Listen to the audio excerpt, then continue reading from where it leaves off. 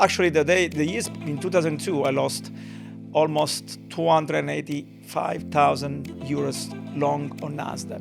You took part in the competition, you won the Porsche, you mentioned you crashed it 6 months after. I didn't know what discipline really was. I knew what to do, but in practice I was doing something different. You made the extraordinary performance of 1,000% in 4 months. You placed at the first place. Yes, I was first. I was not martingale ever. Martingale, and that's also something that I teach at uni. In the long run, 99% of accounts will be completely wiped out. Trade, adjust, repeat. You need to understand, you need to adjust your position and your trading style when market conditions change. And after that, my trading improved a lot. Then after this competition, I started making real money. The most difficult part in trading is to get out of the position. People tend to close pretty quickly positions when they're making money. When they're losing money, they leave them forever. So it applies exactly the opposite way of thinking. That's why most of the people tend to lose statistically when they trade in financial markets. Welcome everybody to another episode of Risk to Reward Radio. Today we are joined by Mr. Angelo Ciavarella. Nice to meet you, man. Hi there. Thanks for inviting me here. Thank you for being with us. So we've decided to invite some bit more of a different guest. As you can see, he's very well dressed and he dressing himself nicely. And he has a lot of experience in the trading space, both in the competition side of trading and also in brokerage. And he's also a university professor here in London. And let's start with the interview. Thank you for coming. Thanks again for having me here. Thank you. All right. So first of all, I wanted to touch on one of the biggest achievements probably that people could relate with and people would be interested in, which was you won a trading competition and you won a nice prize on that competition. Can you talk about it a bit? Well, I guess I'm a little bit older than the other guests here, as you can see. So there's not really a nice stuff to say. But yeah, I got a lot of experience. I started trading in December 1999. Was like a prehistoric age ago in terms of trading. At the time, there was kind of boom, the dot-com boom before the bust. And then so there was a lot of interest in trading, like today, kind of. Even more at the time was the first wave, let's say, of the trading, getting into everybody's house. There were some competition. I ranked third at a competition called the Top Trader, where we had to start with 25K, real money, and we were trading mainly derivatives, futures and options in exchange, covered warrant as well. And then the 2003, a bank, because this one was arranged by a private company, then banks got into the game. As they of course they got a lot of money, so they put money into this competition, and they came up with this competition where there was two categories: one derivatives and one stocks. You could trade only the blue chip stocks. It was everything done on exchange. You would start with 25K. After a 4-month competition, the person who would make the most of money would win the competition. It's easy as that. I made almost slightly off 1,000%. So I made out of 25 almost 250,000. In terms of, I was trading with leverage, but it was stocks. So I had I think 1.5 in terms of leverage. Stocks were very volatile at the time. So I was doing mainly intraday trading, a little bit of few days, no more than that anyway. There was a lot of volatility in 2003. Markets crumbled in 2001, 2002 was a big recession. 2003 was a little bit of upside in the market, but there was a lot of volatility. So when you're a day trader, that's what you need. You need the volatility. And then I was trading STM Electronics, ENI, Unicredit, Intesa. It's kind of the big, really, really blue chips. I made almost I was making 2-3K per day on average. 4 months, and after that we got there was this award in this very beautiful location in Milan, and I got out with the Porsche. out of this place. And there was a good, nice part. The bad part was that I crashed after 6 months. So there was not that nice end of story, but yeah, so it was a great experience. It was mainly I started off just because I guess this competition give you the most important element in trading, which is discipline. If you trade on your own, you tend to not to close the positions, you keep or you force trades that you're not supposed to do just for the sake of it. When you know you're in a competition, you compete with there were 200 more traders, then you know that the big prize is there, so you try to avoid any possible stupid mistake. That was it. And after that, my trading improved a lot. Then after this competition, I started making real money. So because before I was trading, I was making money, I was losing money because I didn't know what discipline really was. I knew what to do, but in practice, I was doing something different. I was not respecting my trading plan. I was not, stopping out my positions when I had to, and I started, hoping that I eventually would recover, and then I wouldn't. Actually, the years in 2002, I lost almost 285,000 euros long on Nasdaq. Nasdaq was trading 5,000. It dropped to 3,000. I bought it in 2008. I thought it was a huge bargain. Nasdaq went all the way down to 1,000. I got stopped out like a little bit less than before I would lose all the money. And then I learned that it wasn't my kind of trading style. It was mainly daily trading, a few days. There was a long position. It wouldn't work. So after this trading competition, I learned the importance of discipline, trading psychology, having a trading plan, adjust it when things change, but always stick to your trading plan. Okay, so to rewind a bit, you took part in this trading competition in 2003. You made the extraordinary performance of 1,000% in 4 months. You placed at the first place. Yes, I was first. Yeah, and how much of a difference did it? The second one made a lot of money. Actually, was 700 something.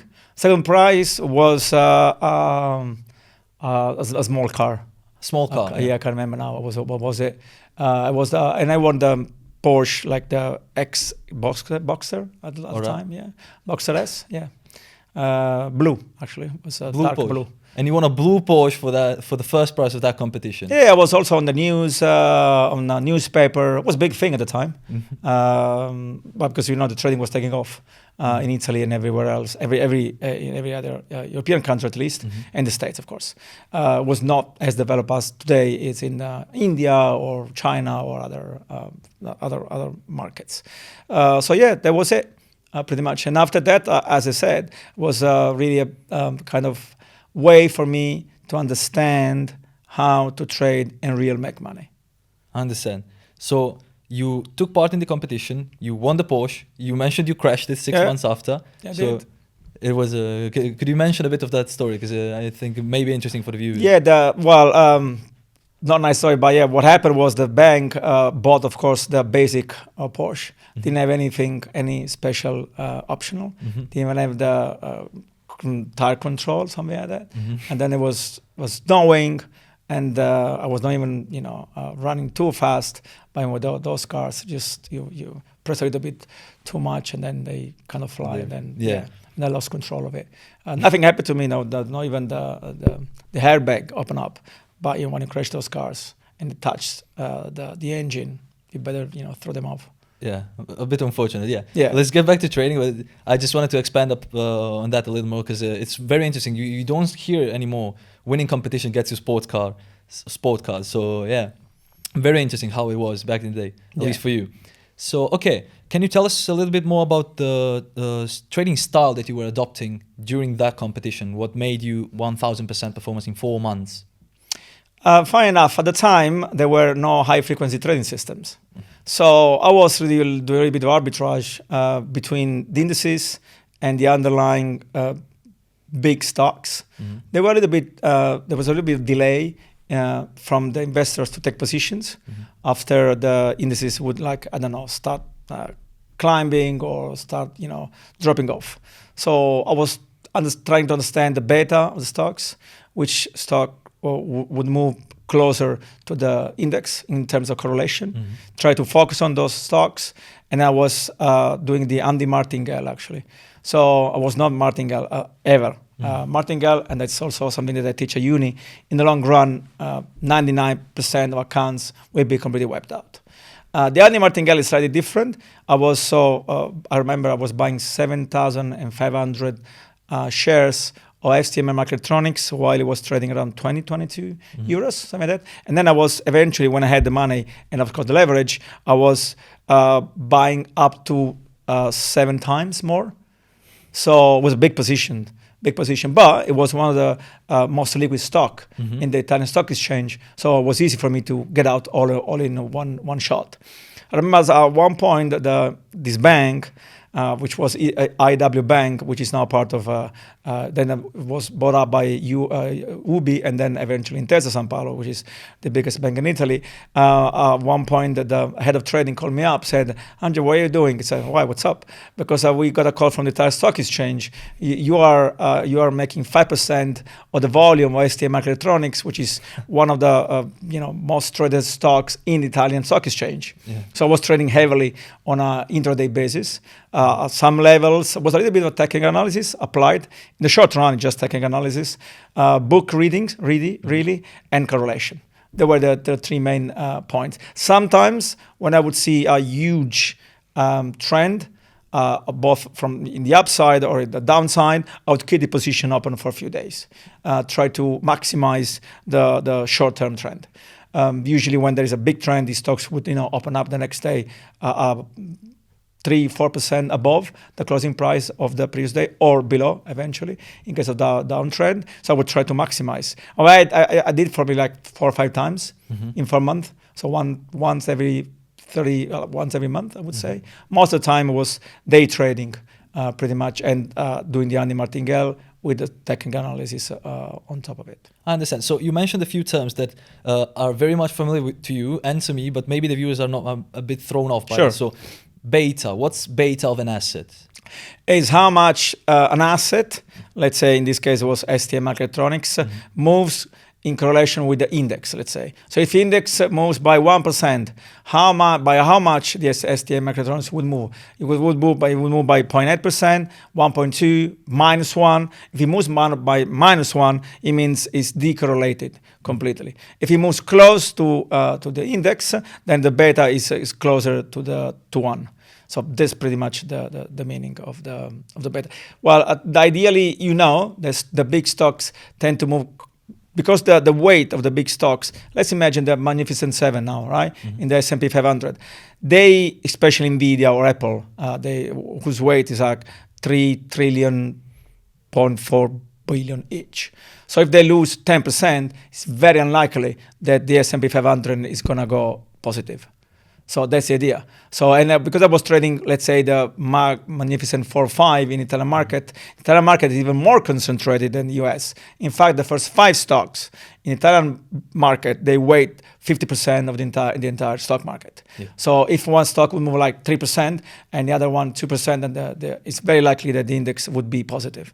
So that's the main idea. Try to trade the stocks that are very correlated to the underlying index. Yeah. So you were waiting for the performance on these big stocks in the Italian market, and it would trade the delay of the big positionment on the index. Right. Usually the index would move first because there are arbitrageurs in the futures market. Okay. And then eventually the cash market, meaning stocks, would follow.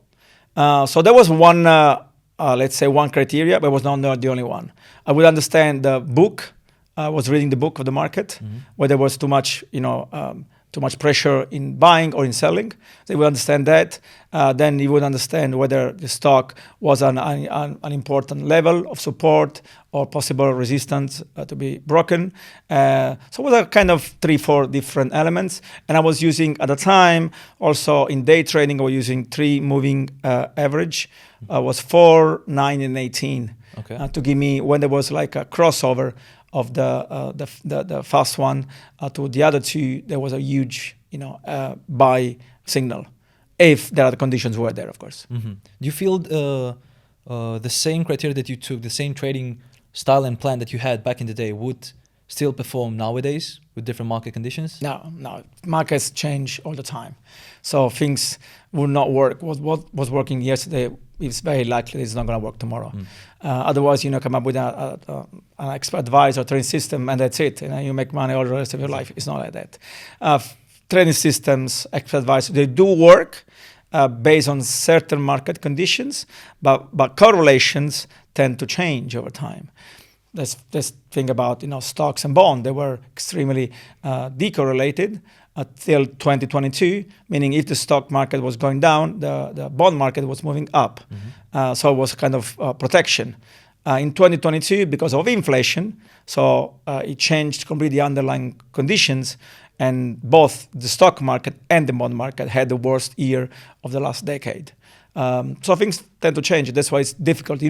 As I say, and also when I write on LinkedIn, I posted a few days ago, and I posted this kind of present rules: trade, adjust, repeat.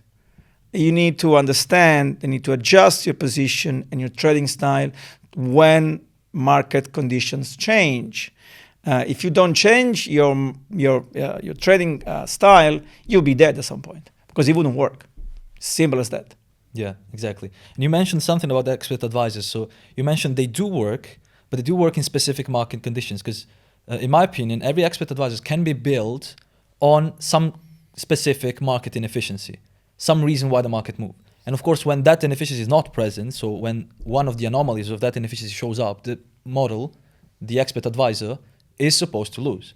So the whole, also with discretionary and manual trading, in my opinion, it all comes down to when to position specific trading models. Because if you put them all season, if you put them during the whole course of history, they will not perform in a clean way. They will perform based on the type of model. So it's if you are martingaling, as you mentioned before, of course, you'll gain small profits, and then we'll discount eventually, and we'll burn, depending on the equity protection, depending on the trading style, we will burn majority of the profits, or most profits matured in many days.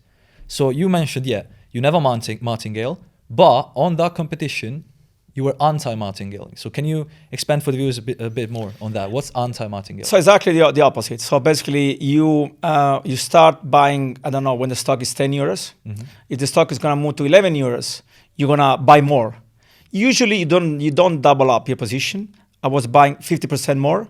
And then if it goes to 12, just as an example, I was buying another 50%, and then I would cut to 30%, the last two up to 7, and that was it. Of course, there must be a big trend, and of course, when you do that in day trading, you can of course wait like 3%, 5% to do the anti-martingale, but it has to be like 0.2, 0.3. See that there is a big trend starting off, and you start to increase your position. The classical martingale, which has been developed in the casino, which kind of makes sense, only if you have huge amount of money. And based on my experience in London, I've been living and working in London 15 years, 16 years nowadays actually. I was working for some buy-side companies, sell-side. Sell-side, I saw many different strategies based on martingale, with some anomalies, some few tweaks here and there. But eventually, point is the martingale works out on the basis that a price is mean reverting. So price is gonna go back to where it started off. The point is, when there is a massive trend, unexpected, like this year. This year, the S&P 500, the Nasdaq are up more than 20%. Not to mention the freaking gold, which is up 28%, which doesn't make any sense from a macro perspective. It doesn't matter. So if you would start with a normal martingale, you go against this, because it goes against the market, the idea, you would be completely wiped out. Yeah. Martingale, as you said, it works very well when there is no trend. When there is no trend, think about euro dollar this year. That would have worked perfectly. It's been moving around 4%, 5% all year around. So at some point, it would go back to where it started, and you would start making money. Yeah. So that's the idea. As you said, it depends on what are the criteria of your expert advisor trading system, and what is the market condition. And then you would adjust to the different market conditions.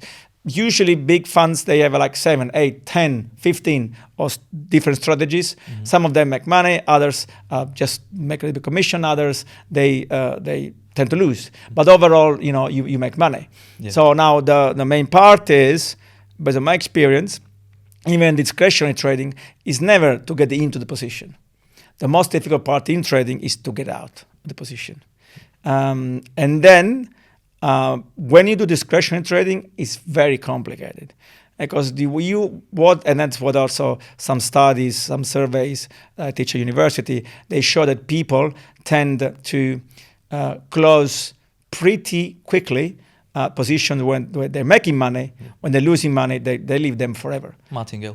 Yeah, but that's the classical. But also because you don't want to admit that you're losing money. You're wrong. B, you don't want to lose money, so you keep your position where you're losing open till it gets back to parity, and then you close right away. And that's exactly the opposite of what normal traders do. Traders that lose money, based on my experience in the brokerage industry, they make 7, 8 good trades, 2, 3 bad trades, they lose whatever they made, and even they burn out the account. Good traders, they lose 7, 8 times. With 2 trades, they make a lot of money because they keep the positions open. It is difficult from a mental perspective, from a psychological perspective, because you tend to close the position when you make a little bit of money, but you need to have rules. And that's when managing the positions is the most important part in the trading world. When I am at uni, I'm teaching at University of Greenwich, I do this game. I got guys, I say, guys, now you got, take a coin, flip it, head, you buy, and tail, you sell. And after 2 weeks, you come back, you tell me like euro dollar or S&P, doesn't really matter. After 2 weeks, you come here, tell me whether you made money, you lost money, and why. And last year there were 98 students, this year 180. But everybody comes up with a different result. Yeah. Because managing the position is the key. Both when you lose money probably is easier because you have your stop loss. If you respect it, that's okay. But when you lose money, this gets more complicated. There are some indicators that might help you out. The super trend, for instance, might be a good one. Statistically, I've been using it for some strategies. It would work. So it would tell me when to get out of the market, when the mini trend would eventually stop working. Because what you tend to do, you tend to get out when you make, from your perspective, enough money. But you wouldn't do the same when you lose money. So, and that's when you lose the edge in the financial markets and you start losing money. Yeah. So just for the viewers again, super trend is an indicator that crosses 3 different time frames, 3 different trends. Yep. So it can be pro, counter, pro, pro, counter, counter, pro, counter. And you can use it in many different ways. You can use both to mean revert or to anti-martingale, so to follow the trend. Yeah. So again, the anti-martingale approach that you use during the competition is a pure scaling approach. And that's why you managed to have that huge super return. trend is the same. I use it at the same time. Yeah. The same condition. Like I tend to see when there are prices that break the super trend, close above it, and then they start moving with the trend. And then I get in this situation, I put my stop loss, and then if at some point it moves up enough, and then what I'm gonna do, I'm gonna move my stop loss to my entry level. Then it's going to be a so-called free lunch. Doesn't happen often. For instance, I got a big position on oil. I go into $70 when there was the news of Iran. It was 77. I was making a hell of money. And the stop loss was 67.5. Then when it was 75, I moved my stop loss to my entry price.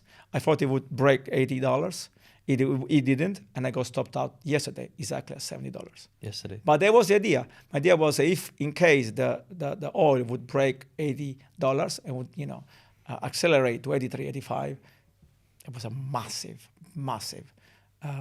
gain. I might made a lot of money this year via US dollar, Japanese yen, the Japanese index, on short on the Nasdaq before August. So I want to take my chances. Were you making a lot of money on the Japanese index before or after the? No. I was short USD Japanese yen, but again, I didn't short when it was 162. I short when it was the news that the Bank of Japan might increase interest rate. So that day, the Japanese yen, USD Japanese yen was trading 162 almost. It went all the way down to 157.50. I short at 158.30. So it was almost 2.5 figures. People wouldn't do that. Yeah. Normal traders, what they would do, they would buy. So I'm going to recover a little bit. And then when it was moving down, I short again at 155, 153.50. And then there was this huge movement, of course, the beginning of August, the 5th of August. I closed all my position, 142.5. I was lucky, of course, but that was a typical anti-martingale trade. Yeah.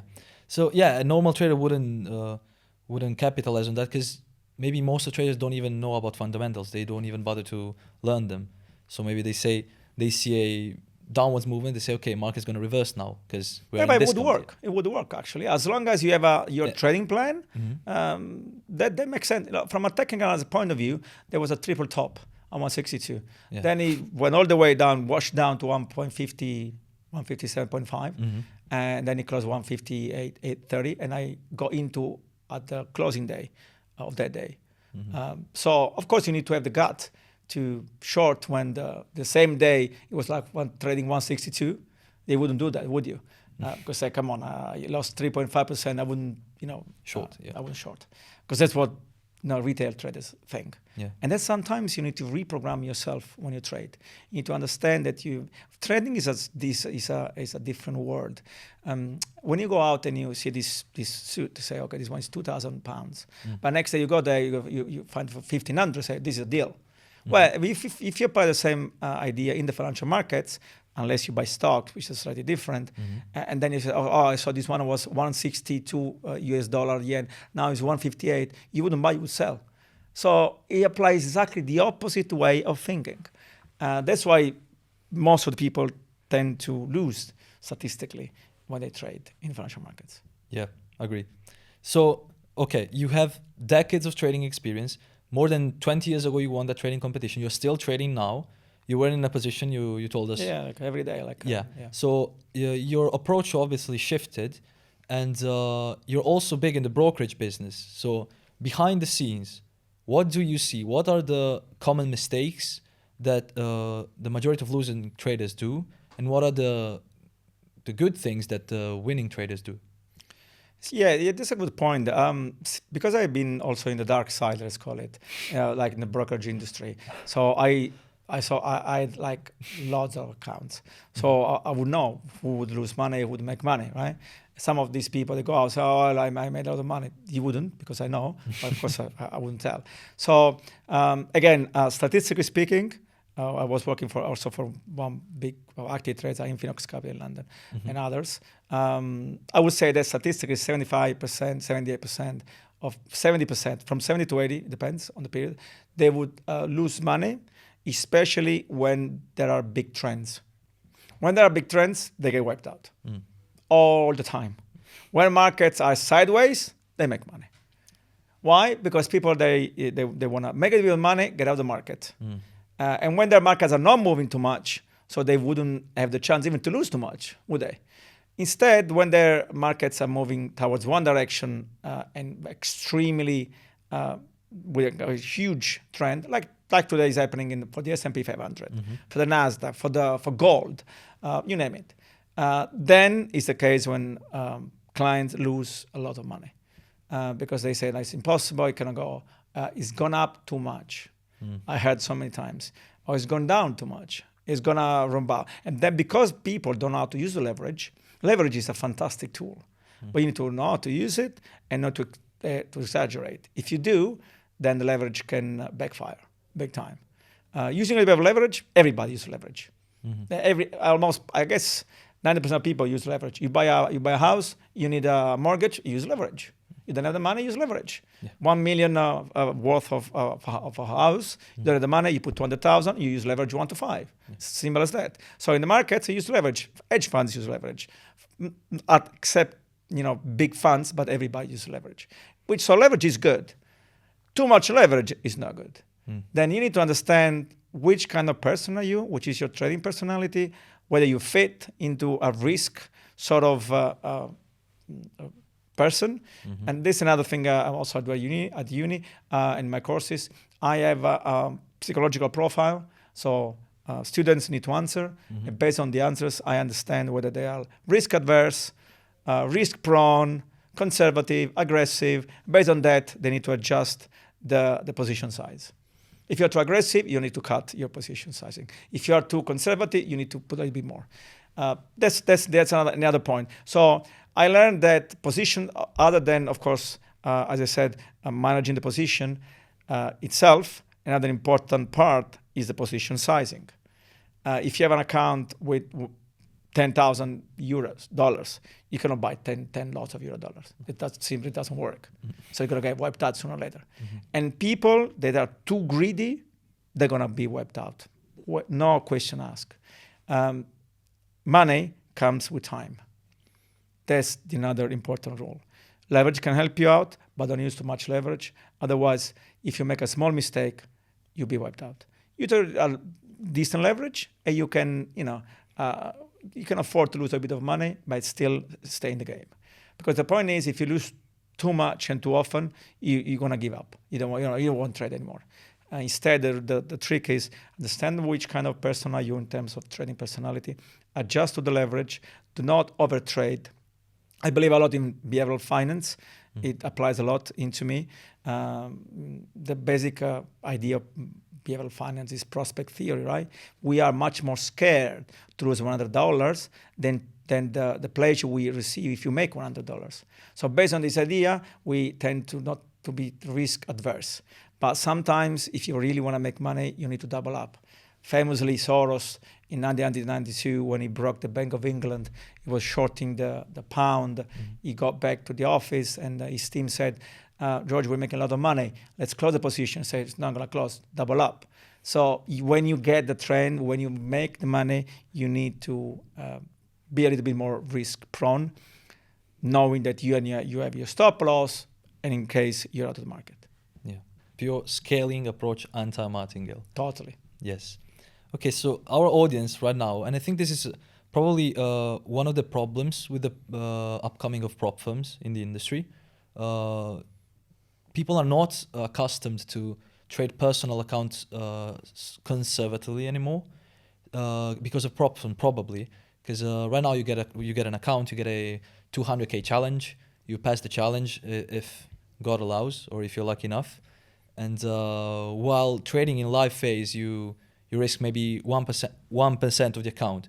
But in theory, if your drawdown allowed is like 10%, you're not risking 1%, you're risking 10% of the account. So the only people that seem to make money in the industry right now are those that make big payouts, make like 10% performance every 2 weeks, 5% every 2 weeks, and then they burn it and they repay and they keep burning accounts and getting big performance. And those probably are the same people that don't know how to manage personal capital. So I'm guessing you're not into prop firm trading. What kind of accounts are you trading at the moment? Do you have funds? Do you like personal funds? Do you trade with other traders? Let's say this. The prop trading business is slightly different than the investment part. I run my own Telegram chat with more than 300 people. They pay kind of decent amount of money every month, and I give them trading ideas, signals sometimes. It's mainly investment approach. So I trade my own money. I'm going to launch my own fund, in fact. And the prop trading suits very good, actually, because one of my business partners of the fund is trying to find good traders that trade in the prop firms and then eventually get them and bring into the fund. Now, believe me, it's complicated. That is what he's doing. He is very disciplined. He looks like a marine. Like he's very laser focused on risk. You can lose more than that. You can do more than that. So it's all about risk management, because markets is all about risk management. Think about that. What can you control in the markets? Nothing. The only thing you can control is risk. Yeah. So if I tell you, I give you an account of 100,000, you can lose more than 1,000. That's the only thing you can control. You don't know whether the euro dollar is going to go to 112, or it's going to go to parity, or the Nasdaq is going to go to 21,000, or the S&P is going to go to 5,000. Nobody knows, right? That's nobody really knows. So what we do know is that we have the risk, and we need to trade within these parameters. Once you know that, and you know that you can lose more than X amount of money every time you trade, you already put yourself into the winning shoes. Once you know that you know how to manage the risk, then you think about how to make money. Because the first rule is do not lose money, or tend not to. Second, do not forget the first. And then the third is try to make some money. That's how the trading works. People do the other way around. They open the account, they want to make money. They don't think even about the risk. So they burn an account like in 2 hours, 1 day, depending on the leverage they use. So, which is okay. I mean, it's sometimes you want to give it a shot, so you take a big position, and it's like either you win it, or you get out, or you get completely wiped out. That's okay. But then it's not trading; it's gambling. Yeah. It's another job. If you trade, you need to have your set of rules, respect your set of rules, and especially with the pro trading firms. Look, my business partner is trying to find good traders. Believe me, it's difficult. He keeps telling me, Andrew, it's complicated. Because people, sometimes they make money, there are two kind of traders. You lose too much, you quit. You make too much money, and you are overconfident of making money. So you make money for a month, 2 months, and then in 3 days you lose everything. Yeah. Because you're overconfident that you're going to make money every single day or every month. And then you don't respect rules anymore. So especially in discretionary trading, it's very important, the psychological part. Even when you develop a trading system or expert advisors, some of them, they do work. I'm telling you, some of them, they do work in the short run. But there's a friend of mine, Spanish guy, has been working with many traders, providing expert advisors. 15 years in the industry, said, look, I developed so many expert advisors, you have no idea. Some of them, they did work very well. But after 6 months, 1 year, 2 years, they would stop, because market condition would change. But if you're able to develop some expert advisors that do make money in the short run, use them, knowing that it's not going to work forever. And if it doesn't work, you need to be able to cut it off and start over. Yes. You mentioned your business, with your business partner are opening a hedge fund. Yes, an investment fund. It's an investment fund. And you're looking for good traders to take in. Right now, people are accustomed to having prop funds and getting paid every 2 weeks or 1 month. Can you explain us how it works actually from the professional side of trading? How do you get paid when trading for an investment fund? Look, what I can tell you is how much traders get paid when they work in banks or in funds. Yeah. So in banks, usually, depending what they do, whether they do market making, because in banks, as you know, they can't trade their own money. Yeah. So many they do market making. Yeah. So usually they get paid 3%, 5%, 7% of the profit they make on a yearly basis. Now, many people say, oh, but when you trade as a professional, you don't have stop loss. This is the biggest bullshit ever. I'm telling you, there are 2 stop loss traders have in the professional industry. A, if you trade for a bank, your stop loss is you lose your job. They won't let you trade and lose 20 millions, and that's okay. Fine. Then come to you and say, yeah, keep going. So they don't tell you exactly how much, but at some point, if you lose too much, what they're going to do, they're going to start cutting your risk. And the more they cut your risk, the less chance you have to recover, meaning you're out. Yeah. When you don't work with banks. But with funds, there's one of the biggest funds in the world called Millennium. Now, Millennium, like Brevan Howard, the other big hedge funds, how do they work? They are basically multi-strategy funds. So they have different teams, 5 people, 7 people, 10 people. They trade, I don't know, the short part of the curve, bonds. Others trade G7, others trade exotic, others trade stocks, others trade indices, whatever. And how Millennium works, and this is not me saying, just read an article on Wall Street Journal. It's very clear about it. Sometimes they have like around 62 or 72 billions under management. They give 1 billion to a bunch of traders. All right, there's a head of trading and other traders, and you know the maximum amount of money they can lose with 1 billion? No. 50 minutes. It's 5%. 5% and you're out. And they're talking about one of the biggest hedge funds in the world.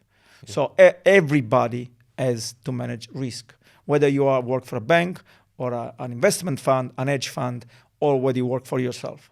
So what I want to stress here is that having a stop loss or knowing that you can lose more than X amount of money is the key to survive in this industry. So the millennium was kind of like with satellites, and with 72 billion asset under management, probably the biggest satellite is not even higher than $5 billion.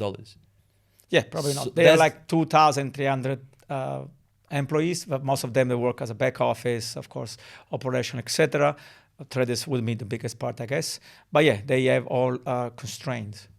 That's diversification.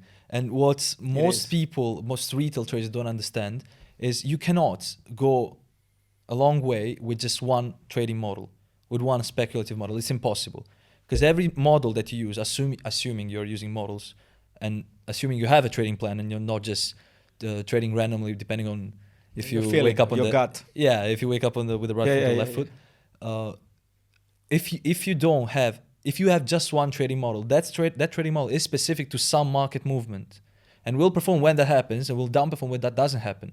So even if Millennium does it, and most of the traders that I know that work in hedge funds tell me and confirm me, we have many people working here, many different approaches. It's impossible to make it in the financial markets with one trading model. Doesn't mean that you cannot make it alone. You cannot be profitable alone.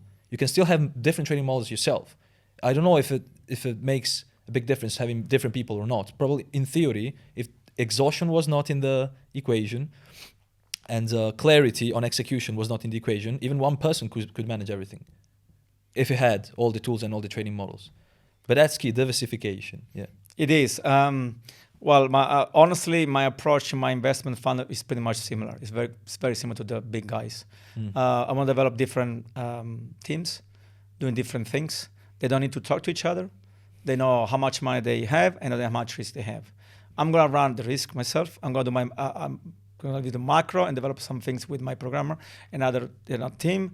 But everybody is going to have their chances to make money. And because this world is it's weird because it can pay you more than any other jobs in the world. Let's face it. Yeah. Who are the richest people in the world? Either people that come up with their own companies, like Revolut, or I don't know, big, tech companies, real estate tycoons, but how many of them you need money, or traders. Yeah. These are the three categories that the richest people in the world. And for trading, as Warren Buffett used to put it, trading is simple, but it's not easy. Meaning you just need an interconnection, laptop, trading platform, some good money, you can get started. True. But then how many people really make money consistently? That's the key. Over time, that makes a difference. Yeah. Consistency is what drives every path in your life, in your career, in the trading world, and even in your personal life. So both people, you say commitment is necessary to start, but consistency brings you to the end of the journey. And in trading world, it's even more so. And there are ups and downs in trading. That's completely normal. You're going to lose money. You will. Everybody does. Everybody. All the big traders lost money. Even, I read the book recently, the journalist from Wall Street Journal that wrote a very interesting book, which I would recommend. The Man Who Solved the Market, of Jim Simmons. He's the biggest hedge fund manager in the world. Former professor of mathematics. He started when he had 42. He was 42 years old. And he died I think last year, 90-something. He was the best trader in the world. He made like 60% or 65% on average per year. But not 60. You make 60% with 10K is one thing. 60%. You make 60% 100,000. Okay, 1 million. And when you have like 50 billions, man, it's another game here. And yet, Renaissance Technologies, a couple of years ago, he lost money. Even Renaissance Technology lost money. So that's just want to try to say that losing money is part of the game. You can't be disappointed because it is what it is. You need to move forward and make sure that at the end of the year, you make more money than you lose. If in 1 year you close negative, that's okay. That's life. But as long as you develop your framework with a lot of logical, there is some logic behind what you do. It's not random. Then it makes sense. Yeah, you mentioned something about trading teams, and I want to expand on that because not a lot of people know in the retail space, in the prop firm space, know that in hedge funds and in banks, they're not just traders. There are many other figures. So you mentioned also you will have some similar teams to the big players. So what will your teams look like in terms of organic and figures that will work on it? Well, the most important figure in any fund is a risk manager. By far. The most paid guys. Also. The most paid guys, of course. They manage the risk of the whole fund. Yeah. So this is the most important figure. Traders can make money, they can lose money, but the risk manager handles all the risk of the overall fund. Yeah. So he's the most important figure by any standards. Then, of course, there are traders that make most of the money. They for the fund, they make most of the money for themselves. But again, it's a risk-based approach. It's not like gambling. Again, if you make money just because you were gambling, it's not gonna take you anywhere. You actually gonna get fired if you make money and you don't even know how to explain why, because then it's black and white, right? It's imagine if you bet a huge position before the non-farm payroll, and then you make money. Then you didn't make money. You were lucky, so you would be fired in this situation, right? You never trade before the big data. You trade always after that. Or if you have enough technology, you trade when the data is released. But nobody has this technology unless you have millions and millions of infrastructure behind it. So this is the most important part. And of course, usually in this big hedge fund, equity is an important part. FX is becoming more and more important nowadays. Bonds, you need to be very technical, mathematical, I would say, for trading bonds. FX, commodities sometimes, mainly you trade what is moving, right? Especially nowadays, gold, oil, a little bit, natural gas. So you need to hire people that are very good in what they do in their specific environment. And then in this way, what are you going to do? I'm going to diversify my risk. And hopefully I'm going to make money. I'm going to lose money in the FX, make money in the other 3 assets. And they're going to make more money than the guy that lost. And it's how it's supposed to be. That's how it's supposed to be. Yeah, exactly. It's supposed to be. Yeah. So the team at FundedNext prepared some rapid fire questions. Sure. So I'm going to ask these 10 questions and I'm going to do short answers for each one of them. Sure. All right.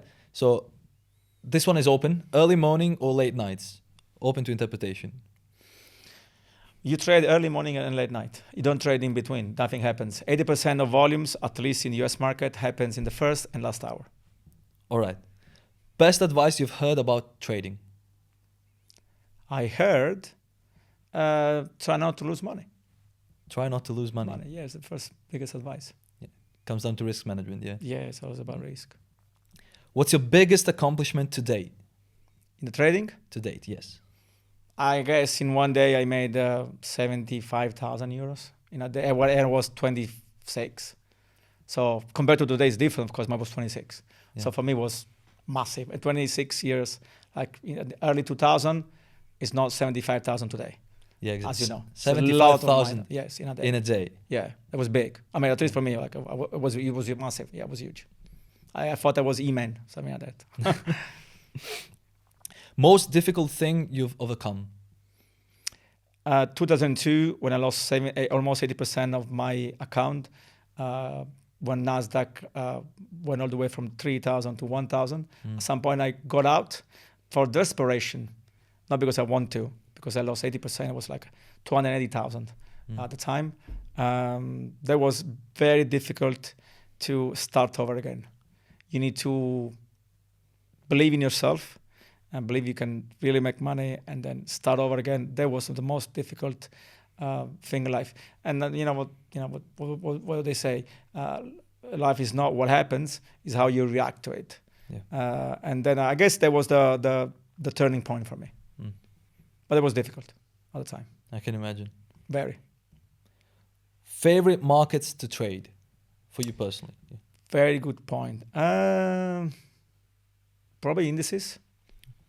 Indices are easier than the other markets. Let me give you an explanation. It's based on statistics. U.S. markets, the indices, they tend to move upward 76% of the time. Meaning that if you would like flip the coin, you would buy the American markets all the time, because statistically speaking, you would end up making money. Yeah. So you need to have an edge, and the indices give you an edge. Interesting. Take notes, guys. All right. Trading whilst traveling or at home? Both.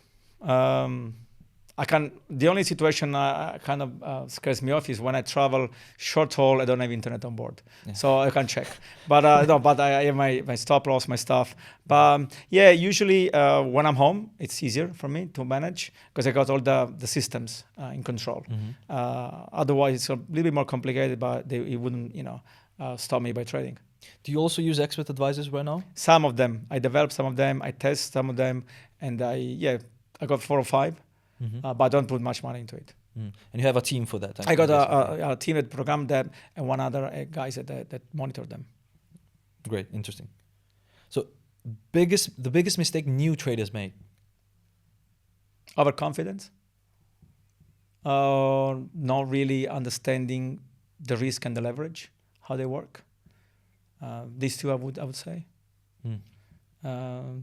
Yeah.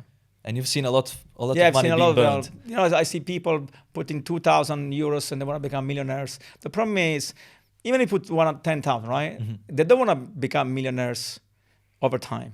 They want to become millionaires tomorrow. Yeah.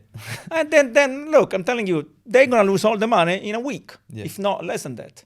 So be patient in trading, because that's how you're going to make money. Great advice. The best way to detach from the markets? When I was losing too much money, or when I was making too much money, I was leaving for a week. Leaving. I was not trading anymore, no more. Because when you make too much money, then you are overconfident, and then you tend to take unnecessary risks, and then you're gonna lose money eventually. When you lose too much money, then you're scared. So you trade with fear. When you trade with fear, you're already lost. So the best advice: take a week off, do something you like, and then get back recharged. Will you have that policy in your investment fund? All the time, not a week, but a day. Okay. A week would be too much. But for myself, when I was trading my money, I would take a week. Understand. I can understand. The favorite thing to do non-business related for you? Traveling. I love traveling around the world. I'm going to New York next month. Discovering new things. The world is so big, guys. So travel, discover it is probably the best thing we can do in our life. Yeah. So imagine you have to trade while you travel, because if you travel a lot, Well, I used to when I was younger. Nowadays, I tend to travel less than I used to. And you're based in London right now? I'm based in the city of London, just behind the Gherkin. And I got the office for the fund just on Bishopsgate, 18th floor, just next to the Gherkin. Just not to stay too far from it. Interesting. And last question. What would you do if you were not trading? That's a very good point. Well, probably I would be a lawyer, because in another life I used to be a lawyer. I graduated in law, so that's a good point. I graduated in law in Bologna in 2000. I practiced as a lawyer. I was a lawyer for a couple of years. Then I quit.